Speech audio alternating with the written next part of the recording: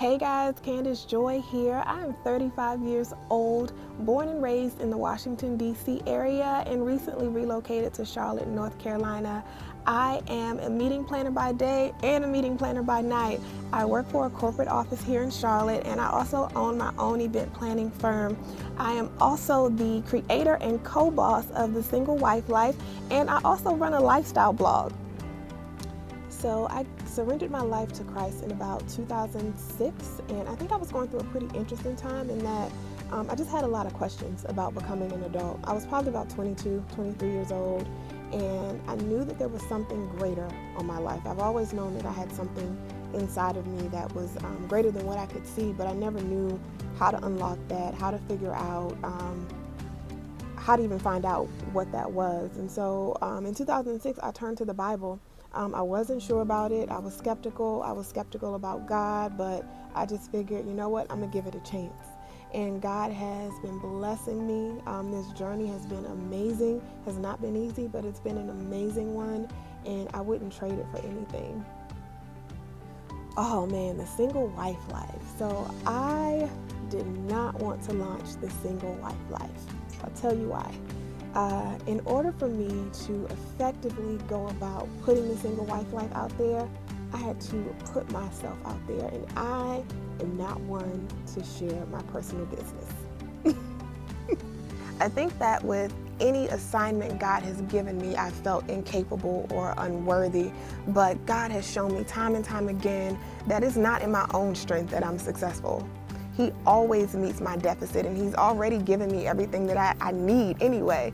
And where I lack, He makes up for. So it's been an incredible journey, and showing up, whether I have shaky knees or sweaty palms for the single wife life, it is a worthy assignment, and I'm truly thankful for it.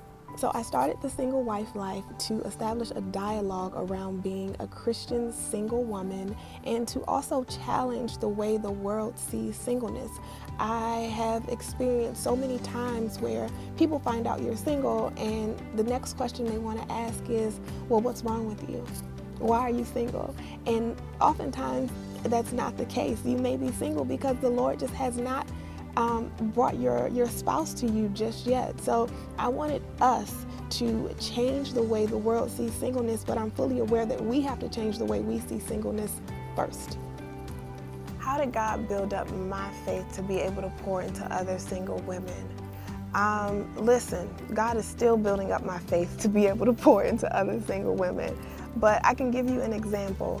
I came out of a relationship around this time last year that ended pretty abruptly, pretty dramatically, and one thing I noted about the healing process of that relationship is that I was not bitter.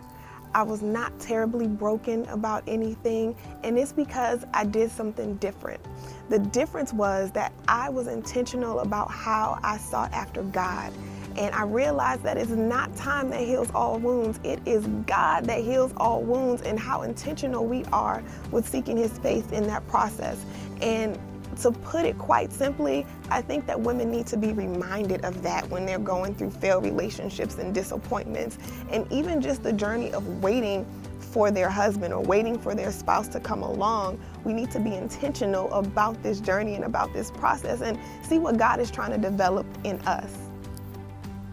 How has God kept me in my singleness journey? Grace.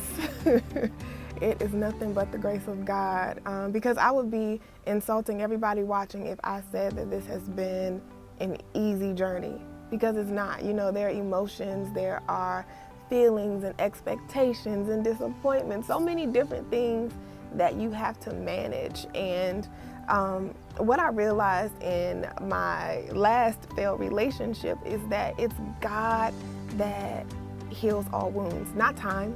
It's being intentional with Christ. That's what heals all wounds. And so it's my hope and my desire to not only help women deal with the brokenness that they may have experienced from failed relationships, but to also find the fun in life. Even though you don't have a spouse or you don't have a boo, there's still so many other things that life is about. There's a greater purpose on your life than saying I do to a man. You say I do to God, and then you have some fun. I've spoken to a few women that had questions about managing loneliness or how to deal with loneliness. And I said this on a live video on Instagram recently, that loneliness is an optional feeling that we don't have to subscribe to. It's probably inevitable that we'll feel it at some point in our singleness, but it doesn't have to live with us. It's something that we can put at the feet of Jesus and go about living our life. I recommend getting around community, getting around friends, and surrounding yourself with people that can keep you busy, keep you laughing, and keep you happy. You find a church, you find a hobby, you find a friendship group, and you get busy living life on purpose. I think that is the best way you can do singleness well. You travel, you learn new recipes, or learn how to cook in general, and just do the best you can in life, and don't focus on what you lack. Focus on what you have, because honestly, you have abundance. You have abundance.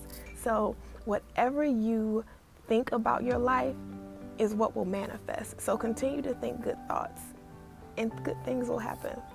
So on May 18th in Washington, D.C., we will have our first of many Single Wife Life meetups. It will be at Provision 14, May 18th from 11 to 1, and it's free, y'all.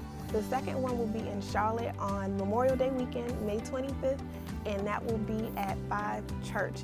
If you visit our Instagram page at The Single Wife Life, you can find out more information and details on how to register. I hope y'all can make it.